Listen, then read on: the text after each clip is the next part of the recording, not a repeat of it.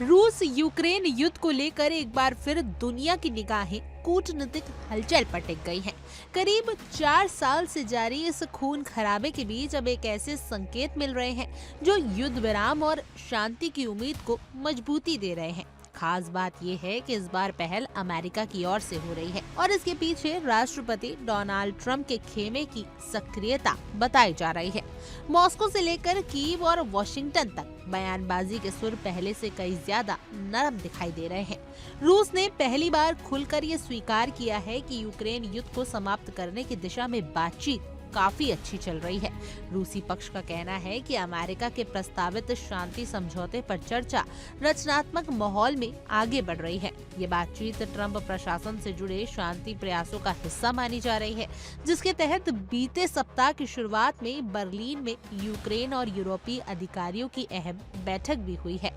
इन बैठकों को यूक्रेन और उसके सहयोगियों के बीच तालमेल मजबूत करने की कोशिश के तौर पर देखा जा रहा है। रूसी सरकारी समाचार एजेंसी के हवाले से बताया गया है कि बातचीत में शामिल दोनों पक्ष रूस और यूक्रेन फिलहाल सकारात्मक रुख दिखा रहे हैं। रूस के प्रमुख वार्ताकर्ताओं में शामिल किरिल दिमित्रीव ने यह संकेत दिया है कि चर्चाएं किसी टकराव के बजाय समाधान की दिशा में आगे बढ़ रही हैं। दिमित्रीव ने अमेरिका के अहम चेहरों से मुलाकात कर इस प्रतिक्रिया को और गति दी है। मियामी में उन्होंने अमेरिकी राष्ट्रपति डोनाल्ड ट्रंप के दूत स्टीव विटकॉफ और ट्रंप के दामाद जेरेड कुशनर से मुलाकात की, जिसे इस पूरी कूटनीतिक कवायद का एक महत्वपूर्ण मोड़ माना जा रहा है। तो वहीं दूसरी ओर यूक्रेन के राष्ट्रपति ज़ेलेंस्की ने भी बातचीत को लेकर अपेक्षाकृत नरम और संतुलित बयान दिए हैं। ज़ेलेंस्की ने कहा कि रूसियों के साथ वार्ता के बाद अमेरिका का रुख बेहद अहम साबित होगा। उन्होंने इस बात पर भी जोर दिया कि अगर अमेरिका सक्रिय भूमिका निभाता है तो शांति की दिशा में ठोस प्रगति संभव है।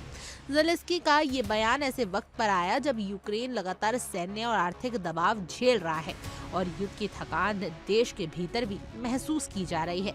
ज़ेलेंस्की ने यूक्रेन, अमेरिका और रूस के राष्ट्रीय सुरक्षा सलाहकारों की द्विपक्षीय बैठक के विचार का समर्थन किया। उन्होंने कहा कि वे इस प्रस्ताव को लेकर आशावादी हैं, हालांकि पूरी तरह आश्वस्त नहीं है कि इससे कोई बड़ा और नया नतीजा निकलेगा। उनके मुताबिक ये प्रस्ताव अमेरिका की ओर से आया है और यूक्रेन के मुख्य शांति वार्ताकर्ता ने उन्हें इस बारे में जानकारी दी है।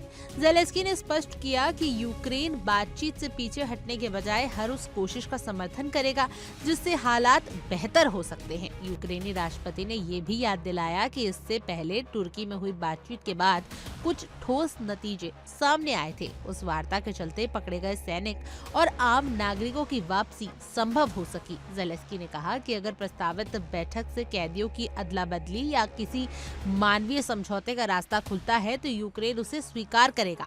उनका कहना है कि वह अमेरिका के प्रस्ताव को समर्थन देते हुए ये देखना चाहता है कि आगे हालात किस दिशा में जाते हैं। हालांकि इस उम्मीदों के बीच ज़ेलेंस्की ने यह भी स्वीकार किया है कि शांति प्रतिक्रिया से जुड़े सबसे कठिन मुद्दे अब भी अनसुलझे हैं। इनमें सबसे बड़ा सवाल इलाकों को लेकर है, क्योंकि युद्ध के दौरान कई रणनीतिक क्षेत्र विवाद का केंद्र बने हुए हैं। इसके अलावा ज़ैपोरिज़्ज़ा परमाणु ऊर्जा संयम का नियंत्रण भी एक बेहद संवेदनशील मुद्दा है, जो सिर्फ यूक्रेन और रूस ही नहीं बल्कि पूरे यूरोप की सुरक्षा से जुड़ा हुआ है। युद्ध के बाद यूक्रेन के पुनर्निर्माण के लिए फंडिंग का भी सवाल अभी भी खुला हुआ है, जिस पर किसी ठोस सहमति की जरूरत होगी।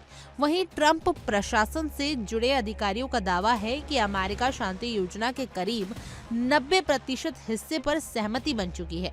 उनका कहना है कि अब सिर्फ कुछ जटिल राजनीतिक और रणनीतिक बिंदुओं पर बातचीत बाकी है। अगर इन मुद्दों पर भी सहमति बन जाती है तो रूस यूक्रेन युद्ध विराम की दिशा में एक ऐतिहासिक कदम उठाया जा सकता है।